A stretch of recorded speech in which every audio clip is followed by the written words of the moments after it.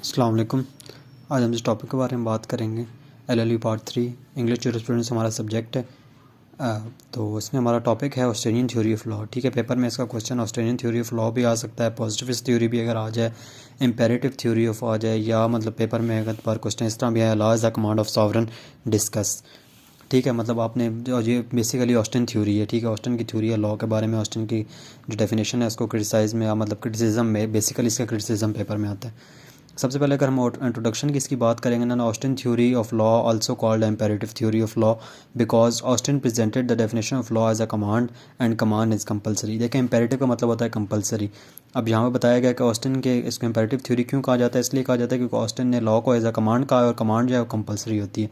According to this theory law is a command of political sovereign and back by sanctions. ठीक है, वो कहते हैं कि लॉ क्या है जी, कमांड ऑफ किसकी है, पॉलिटिकल सॉवरन की, जो बैक बाय सैंक्शंस होती है। ठीक है, जिसके पीछे कोई सैंक्शंस होती हैं। ठीक है, अब उससे पहले हम लोग इसके इंग्रेडिएंट्स की बात करेंगे कि क्या क्या इंग्रेडिएंट्स हैं। ठीक है, तो सबसे पहले इसमें हमारे पास कमांड्स आ जाएगा। Austin argues that the laws are general commands and distinguish from the other commands. Austin ने आर्ग्यू किया जी, लॉज जो है ना वो जनरल कमांड है। ठीक है, तो स्पेसिफिक और जो अदर कमांड्स हैं उनसे अलग। For example, a sovereign asked to a servant to close the door and shut the window.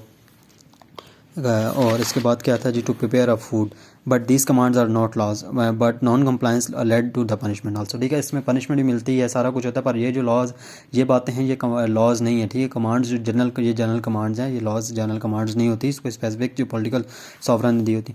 Laws by the command by the sovereign. The second ingredient of the Austin theory, the laws are the command and that must be let down by the sovereign authority. कहते हैं वो sovereign authority से हो। ठीक है, sovereign may be the person और a body of person. आपने बताया कि सॉवरन कौन कौन हो सकते हैं।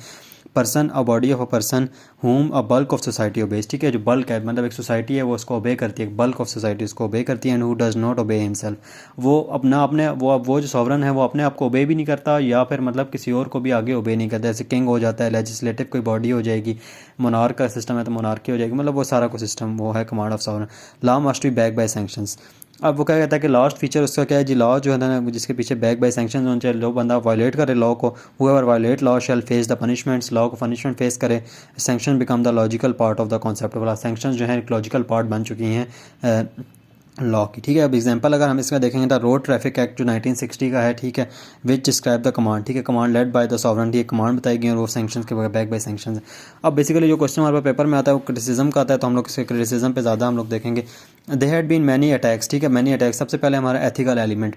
अब सबसे पहले जो किया गया ना, natural lawyers attack against the positivist that they argue that ultimate objective of law is justice. Justice an ethical element which is lacking in a definition of purpose of law is ignored. अब यहाँ पे क्या बात की गई, जो natural lawyers ने उन्होंने क्या कहा कि यार ये अगेंस्ट है ना, ये जो है ना अल्टीमेट ऑब्जेक्टिव है लॉ का। क्या अल्टीमेट ऑब्जेक्टिव होता है कि वो जस्टिस उससे मिले, जस्टिस हो। पर अब जस्टिस जो है वो एथिकल एलिमेंट है, और इस डेफिनेशन में एथिकल एलिमेंट को इग्नोर किया गया। ठीक है, पर्पस ऑफ लॉ को इग्नोर कर दिया गया। सिर्फ ये बताया गया कि लॉ होता क्या है, पर्पस आगे क्या है लॉ का, ये नहीं बताया गया। ठीक है, ये उन्होंने एक क्रिटिसिज्म किया। उसके बाद international law, there are the rules of customary law international law which are obeyed by the people and this definition is not applicable international. देखिए, अब ये जो डेफिनेशन है ये इंटरनेशनल लॉ पे एप्लीकेबल नहीं होती। क्यों नहीं होती? क्योंकि इंटरनेशनल लॉ पे कोई भी सॉवरन अथॉरिटी वहाँ पे नहीं होती। अब इंटरनेशनल जो स्टेट्स हैं आपस में जो इनका सिस्टम हो रहा है, या मतलब कोई ट्रीटीज़ वगैरह हैं, उसमें कोई सॉवरन अथॉरिटी तो नहीं है, वो आपस में सॉवरन।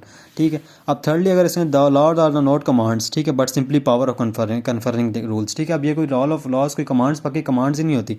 कॉन्ट्रैक्ट एक्ट हो गया, रेंट एक्ट हो गया, लॉ ऑफ प्रॉपर्टी हो गया। अब देखें, कॉन्ट्रैक्ट एक्ट में दो पार्टीज़ जो हैं आपस में, मतलब वो अब कमांड सॉवरन की कमांड तो नहीं है ना कि आपने ये करना है। ठीक है, वो अब पार्टीज़ का आपस में जो भी मुआहदा हो जाएगा, ठीक है, वो उन्होंने ओबे करना है सिर्फ। ठीक है, अब वो इस कमांड ना सॉवरन की कमांड नहीं है। तो इस पर अब जो है ना, इसके बाद एग्जिस्टेंस ऑफ लॉ हम लोग देखें। Law continue in existence even after the extension of the actual law giver. ठीक है, अब वो कहते हैं कि लॉ कमांड है सॉवरन की, पर लॉ तो तब भी चलता है जब एक्चुअल वो लॉ गिवर जो होता है वो मर भी जाए या चला जाए, एक्सटेंशन हो जाए, चला जाए, जो भी है, तो उसमें भी तब भी लॉ चलता है। Law before state, in every state there is existence of some basic rule that define sovereignty. ठीक है, कुछ बेसिक रूल्स होते हैं हर स्टेट में, but these rules are not them self creation of state. ठीक है, वो सॉवरन के, वो स्टेट के सॉवरन से वो रूल्स नहीं बने होते। ठीक है, before state laws are present when even there was no law sovereign authority as a principle. अब जब स्टेट नहीं थी ना, ठीक है, तब भी लोग लॉज तो तब थे ना, जब स्टेट नहीं थी तब भी लॉज थे। लोग मोरालिटी के ऊपर, कस्टमरी लॉ के ऊपर चलते थे ना, कस्टम्स के ऊपर चलते थे, कस्टमरी प्रैक्टिसेस होती थी उन पर लोग चलते थे। तो लॉज तब भी स्टेट से पहले भी थे। उसने कहा जी सॉवरन अथॉरिटी है स्टेट, उसने सॉवरन बना दिए, पर अब फिर उसमें पर ये क्रिटिसाइज़ किया गया कि यार वो नहीं, उसमें स्टेट के अलावा पहले भी लॉज थे और वो इसकी कमांड जो है सॉवरन की नहीं होती। अथॉरिटी की अगर बात करें, sovereignty does not have power, ठीक है, सॉवरेंटी पावर नहीं but it have authority. Sovereignty की पावर नहीं है कि अथॉरिटी है। Legal sovereign and political sovereign दो अलग अलग चीज़ें हैं। लीगल सॉवरन के पास अथॉरिटी और पॉलिटिकल सॉवरन के पास पावर है कि वो लॉ को ओबीडियंस कर सके, लॉ की ओबीडियंस करवा सके, ठीक है।